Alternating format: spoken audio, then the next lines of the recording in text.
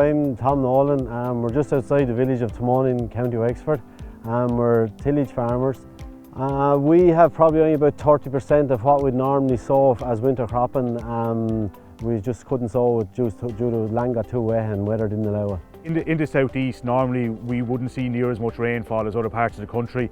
This year just has been the opposite of that. We have had 4 months in a row of extremely wet weather, which has really hampered land work that would not normally be the case at all in this region. At the start of September there was a fine break in the weather and some people got some oilseed rape sown. It was too early at that point to sow cereals, so it didn't materialise at all. But as we moved on, towards the end of September and into the start of October, there was a couple of very small windows to get some corn sown. And if you look at the field we're standing at the moment, it's very typical of how it was sown that time. People did get back to sow some corn, whether it be winter barley or a small bit of winter wheat, towards the end of November.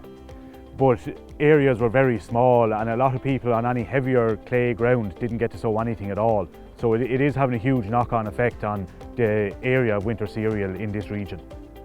So people who would have traditionally min-tilled and had been doing that for a number of years had to go away from it this year and go back to plough-based systems to try and get some form of cereals in the ground, but even at that a lot of people struggled as well.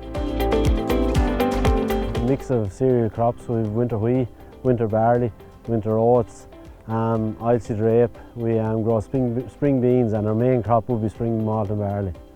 We're a plough-based system. We have a one pass and we also have a trail drill, so either or, but we have used min-till at times when conditions allow as well.